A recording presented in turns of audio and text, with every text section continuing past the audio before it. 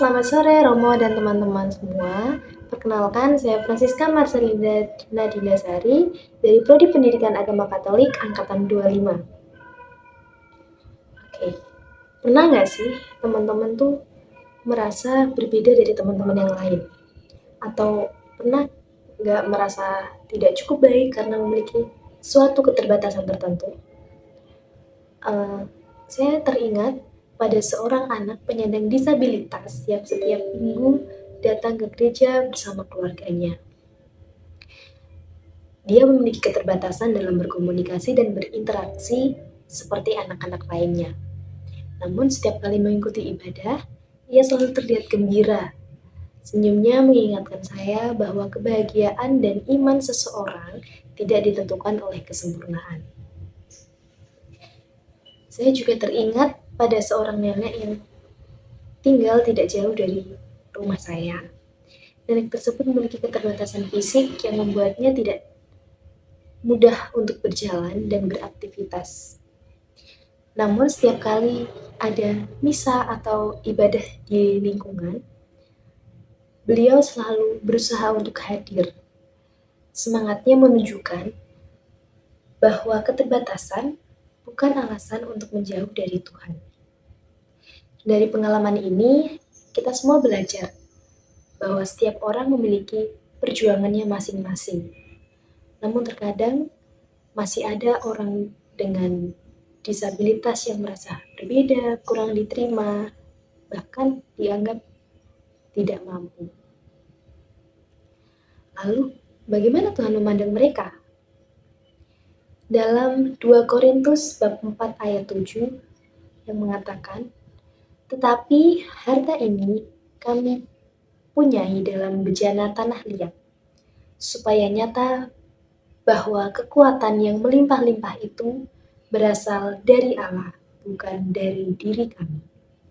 Nah, bejana tanah liat ini menggambarkan manusia yang rapuh dan tidak sempurna. Kita semua memiliki keterbatasan, kelemahan, dan kekurangan. Tapi Santo Paulus mengajak kita untuk tidak hanya melihat kelemahan itu, tetapi ia mengajak untuk melihat harta yang ada di dalamnya, yaitu kasih, rahmat, dan kekuatan dari Allah. Artinya, nilai seseorang tidak ditentukan oleh keterbatasannya. Setiap pribadi tetap berharga karena Tuhan hadir dan bekerja dalam hidup mereka. Pesan ini juga sejalan dengan apa yang disampaikan oleh Paus Fransiskus kepada saudara-saudari penyandang disabilitas.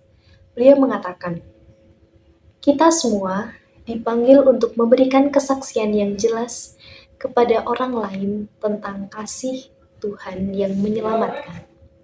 Terlepas dari ketidaksempurnaan kita, Tuhan menawarkan kepada kita kedekatannya, kata-katanya, dan kekuatannya, dan memberi makna pada kehidupan kita." Melalui pesan ini, Paus Fransiskus mengingatkan bahwa setiap orang dipanggil untuk menjadi saksi kasih Tuhan. Kita tidak harus sempurna untuk menjadi berharga dan berguna bagi orang lain. Anak-anak penyandang disabilitas bukan hanya pribadi yang membutuhkan perhatian, tetapi juga pribadi yang menjadi saksi kasih Tuhan. Kehadiran mereka mengajarkan kita tentang ketulusan, kesabaran, dan semangat dalam menjalani kehidupan. Aku tak sempurna, tak perlu sempurna, akan kurayakan apa adanya.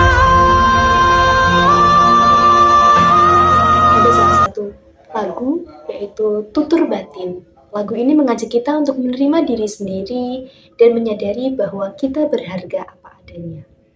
Karena itu, marilah kita menerima diri dan menghargai setiap pribadi, termasuk saudara-saudari penyandang disabilitas. Jangan melihat mereka sebagai saudara-saudari yang seseorang yang kekurangan, tetapi sebagai pribadi yang memiliki martabat yang sama di hadapan Tuhan. Semoga melalui sabda Tuhan ini, kita semakin percaya bahwa meskipun kita adalah bejana tanah liat yang rapuh, Tuhan telah menaruh harta yang berharga dalam diri kita. Terima kasih, berkah dalam.